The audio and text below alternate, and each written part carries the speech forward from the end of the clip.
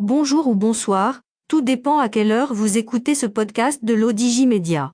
Notre chroniqueur invité, Mustapha Sohimi, partage son avis et ses réflexions dans un article qu'il a intitulé « Le rapport stratégique de l'Institut royal des études stratégiques 2022 à 2023.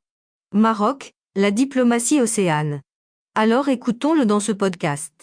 L'auteur démarre son article ainsi.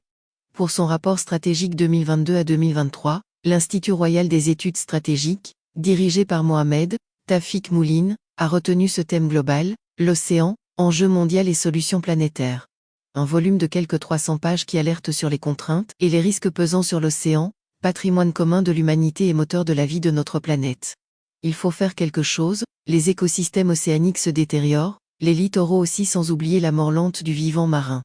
Des enjeux appréhendés par cet institut dans le cadre d'une problématique planétaire placée sous les auspices de la décennie des Nations Unies des sciences océaniques, pour le développement durable 2021 à 2030. L'auteur poursuit son article ainsi. Dans la présentation de cette édition, une innovation retient l'intérêt, celle d'un format hybride avec d'un côté un rapport de synthèse et de l'autre une plateforme de connaissances digitales. 26 focus, une dizaine de fiches en partie data, des vidéos. 3 axes. L'avantage ? Cela permet d'agréger les enjeux océaniques sur l'essentiel, d'offrir une banque de données accessible et d'aider à l'insertion de la question de l'océan dans le long terme. Celle-ci se décline autour de 3 axes, le balisage de l'océanosphère, comme ensemble global et mondial, les interactions liant l'humanité et l'océan en même temps que l'interface entre la nature et la culture, enfin, des hypothèses de travail ouvrant des pistes de solutions. Et dans ce registre-là, le Maroc est présent, actif et acteur, en tant qu'aquapreneur avec une politique de développement océanique. Les enjeux de l'océan ?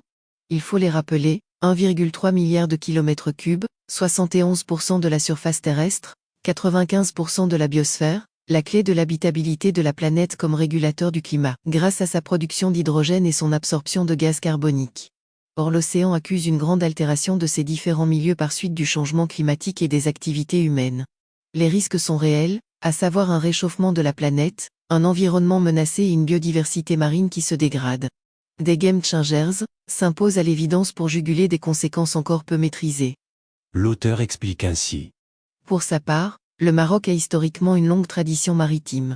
Il est de plus doté du plus long littoral d'Afrique, avec 3500 km et une zone économique exclusive de plus d'1 million de km².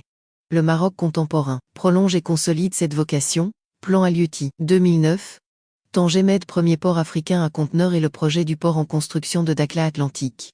Il faut aussi, dans cette même ligne, parler de la diplomatie océane avec un rôle de premier plan illustré en tant qu'organisateur de la COP7 de 2001 puis de la COP22 en 2016 et de sa participation à l'Océan des cas d'Alliance en 2021. Un statut de champion lié à son rôle de moteur régional de solutions océaniques, sensibilisation, air marine, partenariat, protection et exploitation durable du milieu marin dans le continent. Rabat a des propositions dans tous ces domaines et dans d'autres. Zone maritime exclusive commune de l'Afrique, Task Force régionale sur l'initiative de la Ceinture Bleue, Réseau régional d'action pour la pêche. L'auteur ajoute ainsi. Enjeu de sécurité, autre enjeu tout aussi contraignant, celui de la sécurité. C'est qu'en effet en termes globaux, l'océan est une source d'insécurité, surtout indirecte, au plan environnemental avec les menaces pesant sur l'océanosphère, au plan économique aussi compte tenu des activités qui y sont liées, pêche, transport maritime, tourisme. Enfin, en termes géopolitiques, les espaces océaniques et les littoraux étant depuis toujours de potentiels champs de bataille et de lieux d'invasion. Pour ce qui est en particulier du royaume, plusieurs enjeux de sécurité pèsent de tout leur poids et nécessitent des mesures de protection.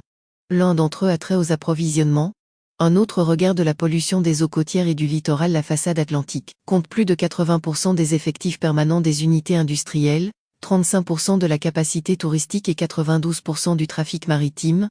Enfin, il faut mentionner les exigences de moyens de surveillance appropriés pour un strict contrôle et respect de la législation et de la réglementation en vigueur. L'ambition doit être la mise sur pied et la promotion d'une économie océanique viable, soutenable, efficiente. Pour conclure, l'auteur résume son article ainsi. Une nouvelle gouvernance donc adossée à un modèle de développement sui generis. Une économie bleue, fondée sur des choix écologiques identifiés. Enfin, le développement de la connaissance océanique. Une stratégie ne pouvant que consolider des acquis et aider à les optimiser dans la région et dans le continent, un potentiel et un grand enjeu de développement et de partenariat. Rédigé par Mustapha Sohimi et lu par l'intelligence artificielle de l'ODJ Média. Merci d'avoir écouté ce podcast de l'Odigimédia, ce bouquet de supports numériques, portail, magazine mensuel connecté, web radio et web TV. N'oubliez pas de télécharger notre application l'Odigi Mobile sur Play Store et de vous abonner à notre chaîne YouTube l'Odigi TV. Vous pouvez, aussi, nous suivre sur nos réseaux sociaux, Instagram, Facebook, TikTok, LinkedIn et Twitter. Ou encore, vous inscrire sur notre newsletter quotidienne à partir du portail lodigi.ma. Alors, on se dit au prochain podcast de nos chroniqueurs invités. Et à très bientôt, si et seulement si vous le voulez bien.